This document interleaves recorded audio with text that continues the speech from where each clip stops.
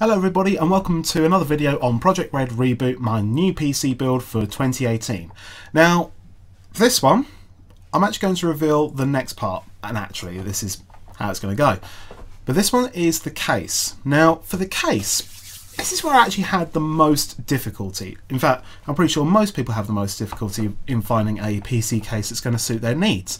But because of what's being released nowadays, there's so many more factors to consider. For instance, whether you want tempered glass side panels on just one side or on nearly every single side, top, front, both sides, whatever. Did you want RGB integrated into the case, so you've actually got the RGB lighting all around it? Did you want good airflow opportunities? Do you want a more sealed off front? But there were so many things to go through and actually think about what I was actually looking for, and on every single website I looked at, none of the cases that were available now, apart from one, didn't even meet my needs, because some had certain things, like for instance it had perfect airflow but it didn't have a tempered glass side panel, or for instance it had a tempered glass side panel but the front was nearly sealed off. Say for instance the new Alpha series from Lee & Lee. Really nice looking case, glass side panels all round. The front though, how do you expect airflow to work? Because yeah, it's basically going into the case, then up, then in.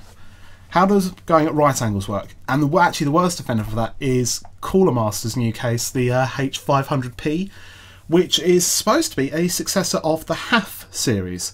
HAF standing for high airflow. This one isn't very high airflow because literally the fans are about that close to the actual plastic front, which is a completely sealed front. There are side ventilations, but the fan sticks out, basically covering up the side vent. So Cooler Master somehow thought the actual airflow is going to go in, then out, then back, and then back around again, as if it's going to go whoop, around like that, and create good airflow with the big 200mm fans. Doesn't really work like that.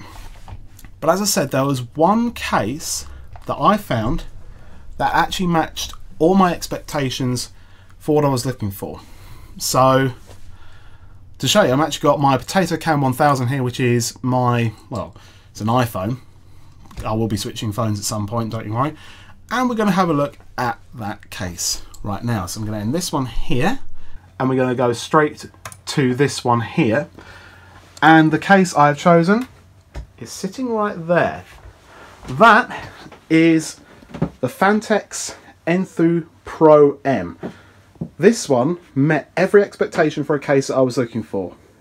So as you can see at the front, it's got really good high airflow possibilities. So I can fit in the front here, I can fit up to three 120mm fans or two 140mm fans. In the top, which is nicely filtered, and it has the pull-out tray system like in the Evolve ATX. In fact, I'll get to that in a moment. I can fit again up to three 120mm fans or two 140mm fans, and at the back I can fit a 120 or 140mm fan.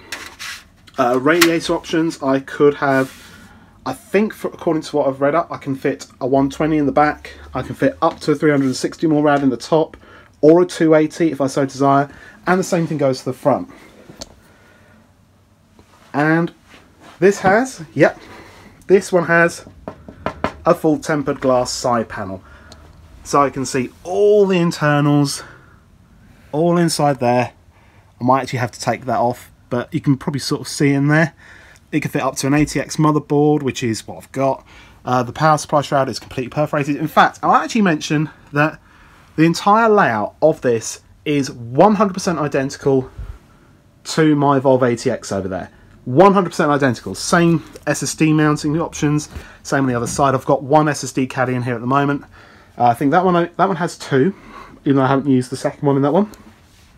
But yeah, it's 100% identical. So this is a very familiar layout to me, but there's lots of cooling potential in here. And because it has the high airflow front mesh, I can actually have high airflow fans going through here. Maybe a rad in the top if I wanted, or if I wanted to, I could fit the rad to the front and have high airflow fans at the top. I've got so many options with this, and it actually met every expectation I was looking for. I think the only thing that the Pro M doesn't really have is USB Type-C, because the front I/O is only your reset, your audio jacks, and 2 USB 3.0 ports, and the power button. Very nice satisfying click right at the top. The one thing I will say though is that I did take the whole thing out obviously to inspect it to make sure the glass was okay, and it is, thankfully. Hence why you're seeing this video now. But the I/O is actually removable. So, well, put it this way. If Phanteks ever see this, highly doubt they will, but if they ever see this, could they make a new I/O panel for the Pro M that includes USB Type-C Gen 2? As a lot of motherboards, the new one included, I'll put it in the cupboard there for the moment, the new one included has a USB Type-C front header. So could they integrate USB Type-C in there in some way? Maybe they could, say, bring the spacing of the USB 3.0 ports a little bit further down and actually fit the Type-C in there somehow, or fit it in between there, because it's not a very big port. They could make an I/O panel that fits a USB Type-C. But that's one thing. But yeah, anyway, overall, or if I need to, I could always modify the 5¼ inch bay panel here to include Type-C.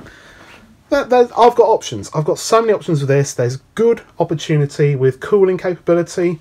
That might be the next step, although the CPU cooler that I want isn't available yet, so I've got to wait for that. But there you go. That is the Phanteks Zenithal Pro M that's going to house Project Red Reboot for 2018.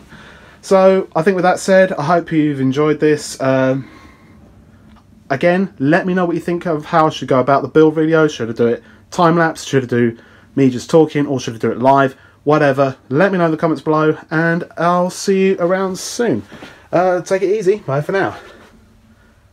That tempered glass side panel does look good. I mean, obviously that'll come off, but, you know, makes sense. Really nice case. Good choice, Phanteks.